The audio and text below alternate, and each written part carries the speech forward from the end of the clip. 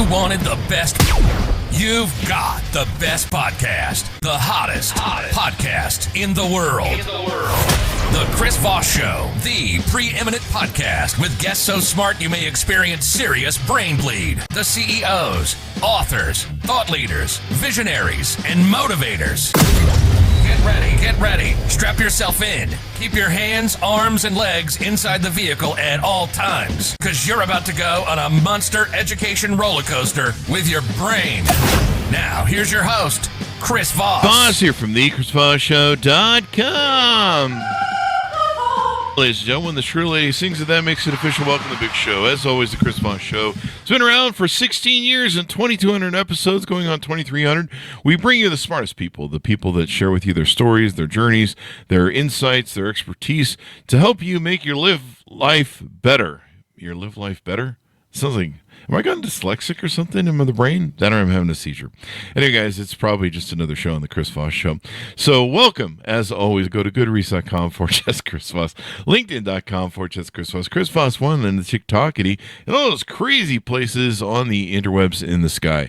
Today, we have an amazing young lady on the show. We're going to be talking about her insights and her business. We have Adele Crane joining us. She's director and business growth advisor for sales and marketing, and she is the director for a consulting firm that assists clients to improve their sales and marketing performance, alignment, and strategy. She's got over 30 years of experience in the field and has assisted over 200 companies and 11,000 professionals across various industries and regions to achieve sustainable and profitable growth. She's also an accomplished author of 3 books, a podcaster, and a blogger who shares her insights and expertise with her global audience. One of her most recent books was out recently. Let's see if I can pull it. The Sales-Focused CEO, Looking at Business Through a New Lens. Welcome to the show, Adele. How are you? Good. How are you? I am excellent. Give us your .coms. Where do you want people to find out more about you on the show? They can go to salesfocusadvisory.com, and there's a lot of information and blogs there available. And we've just launched this year a new podcast, Secrets to Accelerated Growth, and you can find that on Spotify and Apple Podcasts. Go. Congratulations on launching the podcast. So give us a 30,000 overview of what you do there at the company. We specialize in sales and marketing, but we work on a very short time frame. So being one of the only people who has consistently delivered significant growth in 90 to 120 days. We get to the real things that need to be done and not the noise that a lot of people get involved in. So it's referred to as unvarnished. It's what makes it work and how you make money. What makes it work and how you make money. Now, you've been doing this for a long time. Do you want to tell us a little bit about your book that we cited there and what people are going to find in it, The Sales-Focused CEO? The Sales-Focused CEO is a book about assisting company directors to understand more what they should be expecting from marketing and sales departments. There's a lot of rhetoric goes on about what can and can't be done. And this book says, no, this is what works. This is all the things you need to focus on. And you need to match up that sales and marketing department and make them both responsible for revenue, not have them disabled in different directions. Yeah, because sometimes they oppose each other, right? If they don't have the same mission going the same way. We call it the Chinese wall. They just don't want to get together. The Chinese wall. So, there's the territorial nature sometimes of departments, maybe. It's very territorial. There's a lack of understanding sometimes in marketing departments over what they should be doing to really support sales. And sales can be a little dismissive sometimes if it's not exactly what they had in mind. So it's about trying to get those two to fit together and understand each other a bit better. It's sometimes, sales can be, resented. Some people don't like the sales department, sometimes because they got a little bit of swagger and they make a lot of money, yada, yada, yada, right? They just sometimes I wouldn't want to have a sales department that doesn't have swagger and doesn't want to make money. True. That's what drives everybody having a job in the business. Is that sales department. So we need to make sure that it's the best we can do for them so that they can deliver the results. Oh yeah, totally, totally. So tell us about some of your history. How did you grow up? What influenced you? How did you get into these lines of work, et cetera, et cetera? Started off in going down the line of accounting, like all good children, you're told to get a degree. Uh-huh. So headed in that direction and realised that sitting behind a desk was not my future. So coming from a family of business entrepreneurs, it was probably more natural I'd go the entrepreneur line. So I owned a few businesses, and then in about 1990s became very clear that I had an ability to see problems with clarity and fix them very quickly. So since then I've been consulting across the Asia Pacific and Americas, and had a lot of fun turning around problem businesses. So people would say, is it banks knocking on the door? What do I do? And we'd sort it out in 120 days and get them back to cash. Oh, that's a nice quick fix. Right? Yes, it's a very rough ride. There's a lot of excitement and a lot of tension, but it's better than losing your business. So a lot of skills were learned in turnarounds. Well, turnarounds are a great way to learn stuff because you can see what people are doing, and sometimes it's they're off just a little bit, and a little bit of tweaking can help get them back on track, right? Yeah, often it's a lack of wanting to let go. So their business is growing, things start to go bad, so they hang on tighter, and that's when they need to let go. But then they've got to let go to the right people. So it becomes all about hiring and measurement to make sure that the results are going to come in. Yeah, it's all about the hiring and doing hiring well. We learned that in our businesses, that spending the time and effort to hire well instead of hire quickly, do multiple interviews, get to know people before you bring them in, that fixes a lot of problems. When we used to just hire people on the first interview, boy, we sure collected a lot of problems. Yeah, I always recommend when you're hiring in a field that you don't know a lot about is to bring in an expert from that field, someone that you trust, so they can listen to the noise and work out how much value can this person deliver.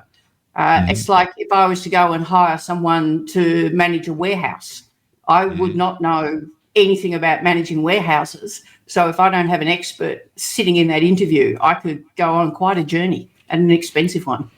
Oh, yeah, very expensive. There's always money you can spend to throw good money after bad sort of thing. Absolutely. Oh, yeah. So now you help businesses. What do you find most people are struggling with nowadays in business? What do you find that they're coming to you asking for help on mostly? They failed to catch the change in buyer behaviour. So they're applying ideas and methods that are tried and true, but they're from an era that was pre the internet. So buyers are very savvy now. They don't need salespeople. No. They learn a lot on the internet. So salespeople are late to the dance, whereas in years gone by, you'd be able to pick up the phone, make a cold call. An example would be you could ring someone and say, "Hi, I'm from Xerox. Are you tired of manually photocopying things? Have we got a machine for you?" And they'd have an appointment. Now you just can't pick up a phone and start a sale like we used to with those unique products. Yeah. And they, like you mentioned, they do their own research now. And so they're pretty savvy on different products and what's being sold and what's not, at least in most cases. And so you help clients work through it. Okay, go. And do you how do you usually work through clients? Do you do a lot of Zoom calls, or do you go out to their place? How do some of the different formats of business that you use? Depends where they're located and the degree of challenge that we believe is going to be there, and the number of players that are involved that want to sit around the table. That's always a question. Typically, what we always start with is a review of their sales and marketing. Where are they at? What's happening? What tools have they got? How's it operating? How much money are they spending? And look at it and develop a plan and say, okay, this is what we're going to cut. This is what we're going to add. And this is how your life will change. So it's very clear. And it's a case of everybody has to either step in or find the opportunity of a lifetime somewhere else. Tell us about the podcast, Secrets to Accelerated Growth. What do you plan to do? How many episodes do you guys have so far? We've only just kicked off. Only just kicked off a couple of weeks ago. So we're doing an episode a week. At the moment, we're just getting half a dozen together that give an idea about the bases and principles of secrets to accelerating the growth. And then we'll bring on some sales managers, marketing managers, and do some interviews around their experiences and share that knowledge so everyone can keep learning. Yeah, the more you know, as they say on the on all the things. So, what do you talk about CEOs and the importance of them being able to look through the business through a new lens? Is that basically like learning to operate outside the box, learning to see your scotomas and your blind spots, trying to see your business from different angles that maybe the consumer is wanting? I think it's more focused on them having the right measurement that's going to give the real facts. I mean, CEO lives by a sales forecast. They live by, is marketing generating enough leads? What's going on? And if those numbers aren't coming in, we've got to set up some go-to things that they can look at and say, why aren't you doing this? What's going here? What's going there? And I call it, they've got to do horizon management. They've got to be looking well in advance, not just we made it this quarter. They've got to be able to see the trends and make the adjustments early enough that it's going to resolve any potential problems. And so do you find that getting departments together, getting ready to play in the same field is one of the things that a leader has to kind of try and get people motivated to do? Definitely. A CEO needs to invest in getting that marketing department and sales department in a project, working together and understanding each person's contribution. The world has changed that much in buyer behaviour that we can't say the sales department is solely responsible for revenue now. We need to say it's the marketing department contributes a far greater amount than ever before towards that revenue number. So they both need to be responsible and holding hands, getting on well, making it work together as a team. And it's sometimes a thing where people are afraid of change. They're afraid of, no one wants to have their cheese moved. What do you tell people like that? The cheese is moved. Whether you like it or not, that cheese is moving, damn it. This is the whole thing about acceleration. There's no time to just have passengers on the bus. You've either got to be committed to going forward or you need to go and catch a new bus somewhere else. And often when they do leave, they're in the same predicament at the next place they go to. The world is changing and you've just got to snap along with it and keep going. Yeah, the world is changing, ladies and gentlemen. The world is changing. And if you don't change, right, your competitors will change for you. They'll enact changes where they either you eat your own lunch or they'll eat your lunch for you, right? Absolutely. There's a lot of agile businesses out there, and there's a lot of very smart CEOs that work hard at taking market share. So you need to be aware of what they're doing and try to keep in the game or ahead of the game. Yeah. Otherwise, you'll be at the back of the line. As it were. Let's see. What else is there to? What else have we covered that we want to talk to people about and get them familiar with your work? I think we should have a brief chat about the marketing side. It's long been held marketing's about PR and brand management. All those things are very necessary. But the great marketer of today is the person who can generate leads, who knows how to get the inquiry into the business and understand the buyer journey, where they're at in their process. Are they early researchers, late researchers, and how do we keep grooming them ready to hand them over to sales? Yeah. And so you're pretty sales focused, it sounds like, in making sure the sales departments are getting along with everybody and working at their highest efficiency. Yes, definitely. Yeah, definitely. I mean, what are some other things that you find people are struggling with now today?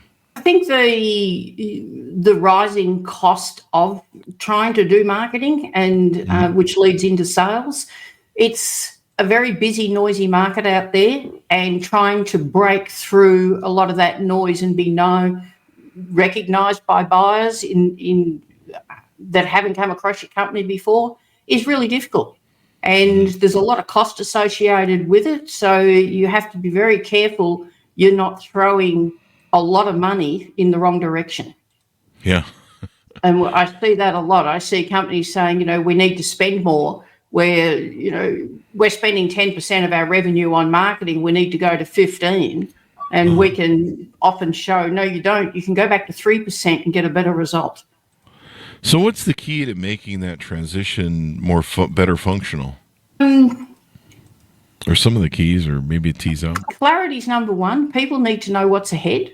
Okay. They need to understand and be able to have enough transparency that it makes sense to them. A lot of the times recommendations are made and they don't make sense. They're too far off to the right, or it's repackaging some old practice from years ago that's still irrelevant, even though it's got new gift wrap on it. Do you find that it's because they don't fully understand what they're doing in that case? Quite often it's they don't understand. Sales? Just both sales and marketing. So both have come from a background where it's perceived as a mystique type function. If you look at finance, it's a robotic process. There's a discipline, you learn it. It's like law, you learn it. Sales is, and got a lot of innate sense in it. Marketing's got a lot of innate sense in it when it comes to creativity, etc.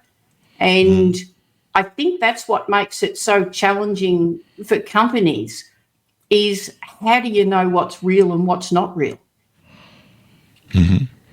Yeah. And from a CEO's point of view, they're looking at two tools. They've got a forecast and they're saying this is good or this is bad. And they've got an expense sheet and they're saying this is good or this is bad. So it's quite a nerve-wracking situation for a CEO who never came from a marketing and sales background. Do you find that a lot of CEOs struggle with that nowadays, where they don't fully understand the marketing and sales and give it its due? It is a problem, but the worst problem is sales and marketing can't explain it to them either. Oh, wow. So someone needs to have a lot of salespeople and sales leaders. Most sales leaders come from a sales background. They don't come from a management background. They're very poor on the administrative side of things, and reporting, the famous enter it in the CRM, all those things are not normal to them. So they have trouble explaining it all up to the CEO, and the CEO has trouble interpreting what they're saying. Wow. And if you don't have that, you don't have sales. So anything more we want to discuss and tease out on the show before we go? No, I'd say we've got an overview of what we're doing, and I think it'd be great if people want to follow on the podcast and we flesh this out over a period of time and let them learn a lot more about the depth of what goes on in the sales and marketing side of the business. And so people can reach out to you. Do you do what are most of what you do? Do you do coaching one-on-one, or do you do like courses or anything like that? We don't do courses. We work directly with the CEO. So if a CEO has a problem or has a concern, is starting to get a bit worried about things, they can reach out. We can have a conversation, and then I can, if we look like we can assist them, organise for a review, and then from there on, logic applies with what we find. All right. Sounds good then. Well, thank you for coming on the show. We really appreciate it. Okay. Thank you. Thanks for your time. All right.